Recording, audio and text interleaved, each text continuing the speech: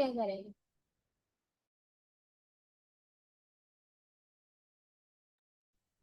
तो बेटा कुछ क्वेश्चंस के साथ अब आगे बढ़ते हैं, जरा लिखिए। आपको फॉर्मूला दिया है मैंने और साथ में मैं ये लिख रही हूँ कितने moles of AgCl are getting precipitated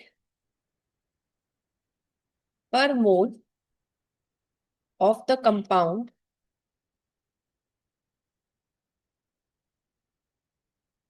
with excess of AgNO3।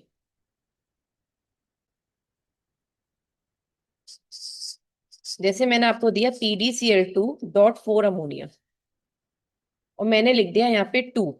इसका मतलब मैं ये कहना चाह रही हूँ, अगर इस कॉम्प्लेक्स को आपने AgNO3 के साथ ट्रीटमेंट दिया तो 2 AgCl बाहर निकले। AgCl 2 तभी बाहर निकल सकते हैं जब Ag तो यहां से मिल जाए और Cl इस ब्रैकेट में इस वाले कंपाउंड से मिल जाए। और Cl कब मिल सकता है? जब ये ब्रैकेट बनाएगा तो Cl बाहर होने चाहिए। तो यानी ये कॉम्प्लेक्स क्या हुआ? तो आपको यहाँ पे आइडेंटिफाई करना है कॉम्प्लेक्स, ये है आपका क्वेश्चन। तो ये तभी बन हो सकता है पॉसिबल जब PdNH3 का होल 4 ऐसे हो और Cl2 कहाँ हो? बाहर। तो समझ में आ गई बात? ठीक है। तो वो आपसे इस कॉम्प्लेक्स पूछ रहे हैं। मैं लिख दूं यहाँ पे, एक minute, identify the complex and it's secondary valencies. Secondary valency होती है बेटा जितना आपको यहाँ अंदर ब्रैकेट में कोऑर्डिनेशन नंबर दिख रहा है, जैसे 4 दिख रहा है ये, तो ये NH3 की डेंसिटी 1 होती है, तो 4 1 जा 4। तो आप लिखो सेकेंडरी वैलेंसी इसकी है 4। ये काम करना है, ठीक है। तो चलो सेकेंड कॉम्प्लेक्स में दे रही हूँ, करो।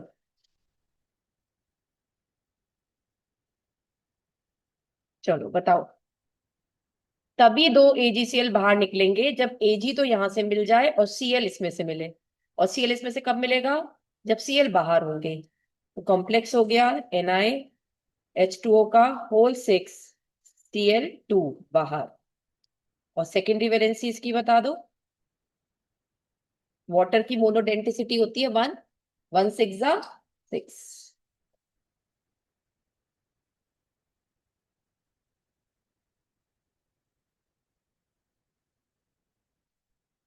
चलो PtCl4.2 टाइम्स ऑफ HCl 0 और एक COCl3.4 टाइम्स ऑफ अमोनिया 1। इसमें देखो PtCl4 2 टाइम्स ऑफ HCl 0, एक भी AgCl बाहर नहीं निकला। तो ये होता है H2PtCl का होल 6। प्लीज इसे ध्यान में रखना, ये ऐसे बनता है H2PtCl का होल 6। सारे Cl अंदर हो गए, कोई भी बाहर नहीं निकला, तभी AgCl 0 बने। तो यहां सेकेंडरी वैलेंसी है 0। इधर देखो, CONH3 का होल 4 Cl2 अंदर और एक Cl बाहर रखेंगे और सेकेंडरी वैलेंसी हो गई 6। आई एम सो सॉरी, मैंने सेकेंडरी वैलेंसी 0 लिख दिया बेटा, please I am very sorry. Secondary valency 0 थोड़ी हुई, ब्रैकेट में 6 हुई ना। सेकेंडरी वैलेंसी इसकी 6 है।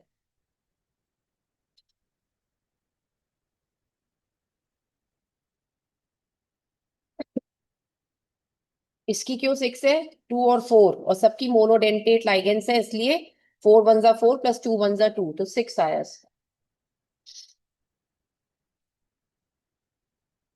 नेक्स्ट है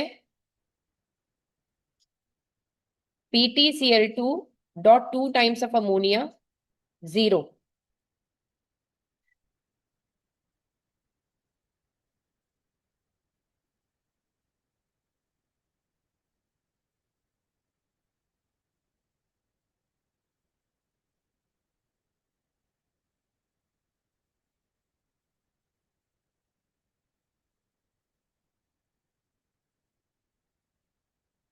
इज दैट क्लियर बेटा? सेकेंडरी वैलेंसी वगैरह सब क्लियर हो गया? अब देखिए नेक्स्ट क्वेश्चन। देखो यहाँ कुछ रह तो नहीं गया।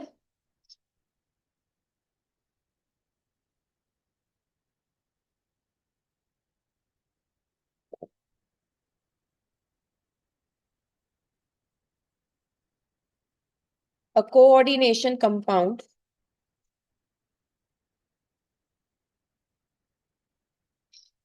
has the formula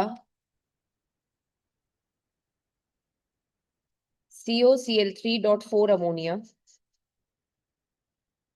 It does not liberate ammonia but forms a precipitate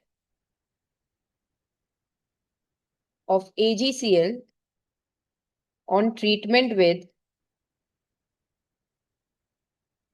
AgNO3 solution. Write the IUPAC name and structure of the compound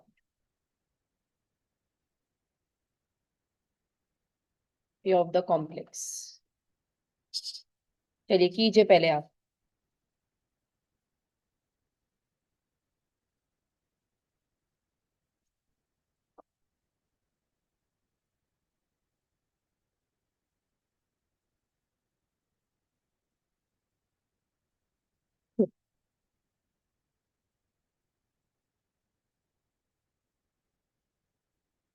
तो ये है हमारे पास जो कंपाउंड दिया है।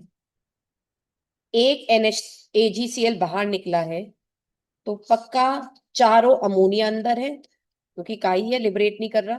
और Cl2 भी अंदर है, तो एक ही Cl बाहर है। अब इसका नाम tetra amine dichlorido, tetramine dichlorido cobalt, oxidation number बाहर आएगा क्लोराइड। और ये x है, ये 0 है, ये -1, ये -1, तो x आ गया -3, 0, x आ गया +3।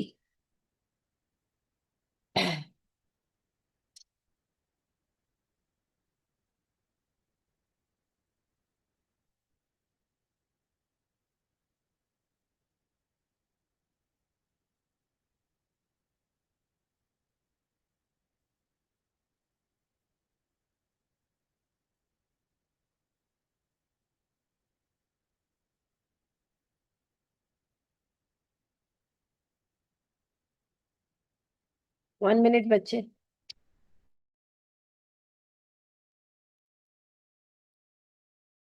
So now covering up the next part. इन्होंने आईयूपीएसी नेम मांगा, हमने आईयूपीएसी नेम दे दिया।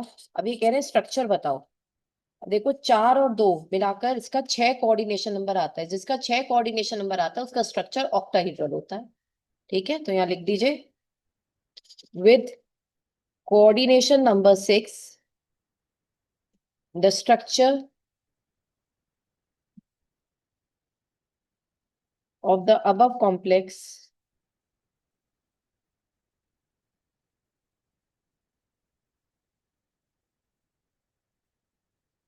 is and is octahedral.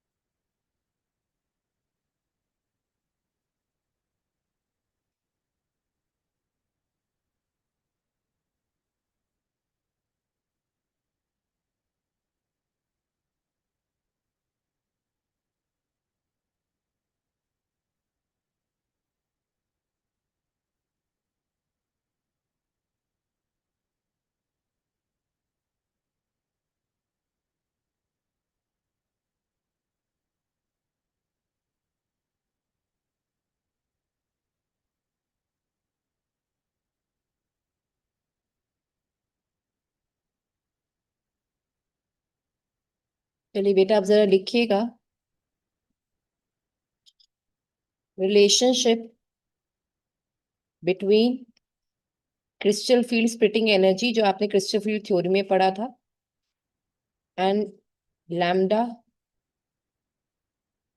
Of the light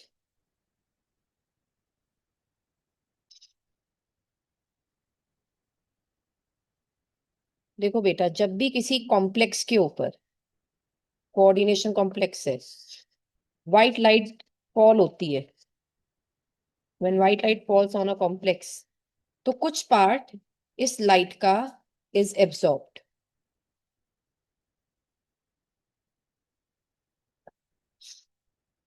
जितनी ज्यादा higher is the energy absorbed, जितनी ज्यादा एब्सॉर्ब होगी उतनी ज्यादा वैल्यू हो जाएगी क्रिस्टल फील्ड एनर्जी की, यानी greater will be the value of crystal field splitting energy को, यानी स्प्लिट करने के लिए जो एनर्जी चाहिए होगी उतनी ज्यादा हो जाएगी। और क्रिस्टल फील्ड स्प्लिटिंग एनर्जी 1/लैम्डा के इक्विवेलेंट है। जितनी ज्यादा क्रिस्टल फील्ड स्प्लिटिंग एनर्जी उतनी कम आपकी लैम्डा होनी चाहिए। और जितनी ज्यादा क्रिस्टल फील्ड स्प्लिटिंग एनर्जी है, यानी आपने लाइगेंड उतना ही स्ट्रॉन्ग यूज करा है कॉम्प्लेक्स के डी ऑर्बिटल्स को सेपरेट करने के लिए। बस ये चार बातें आपको जाननी।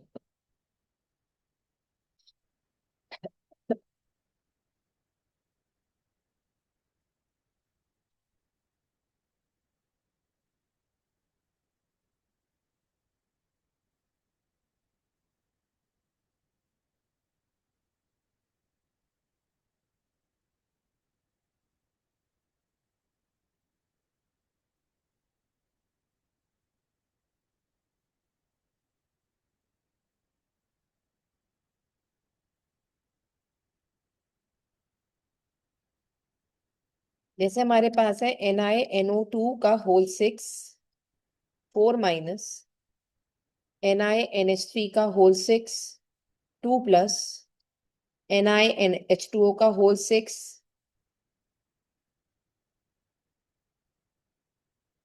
2 +।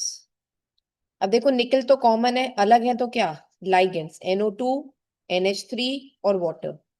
आपको बता दूं, मैंने आपको स्पेक्ट्रोकेमिकल सीरीज सिखा रखी है, उसमें NO2 स्ट्रॉन्गर लाइगेंड है अमोनिया और वाटर के मुकाबले।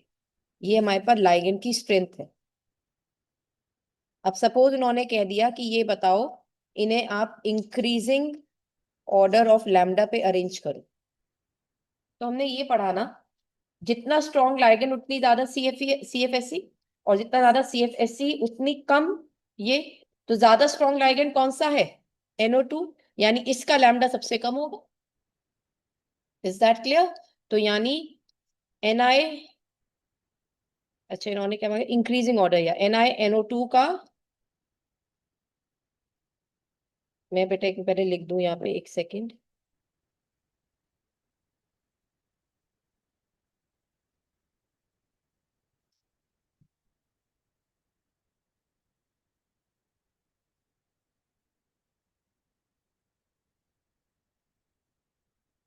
तो जितना स्ट्रॉन्ग लाइगेंड उतनी कम उसकी लैम्डा, हमें इंक्रीजिंग ऑर्डर पे करना है। इंक्रीजिंग ऑर्डर में फिर यानी वाटर का सबसे पहले आना चाहिए, तो NiH2O का होल 6 2 +, फिर NiNH3 का होल 6 2 +, और फिर आएगा NiNO2 का होल 6 4 - वो क्रिस्टल फील्ड स्प्लिटिंग एनर्जी पूछ ले तो इसका रिवर्स हो जाएगा।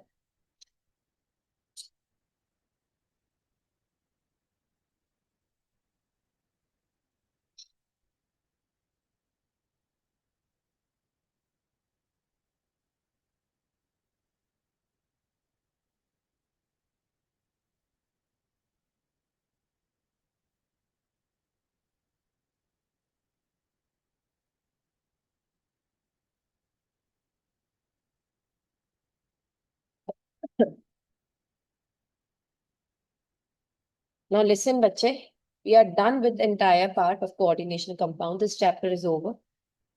अब हम विद अ फ्रेश नया चैप्टर स्टार्ट करेंगे, not from today but from the next turn.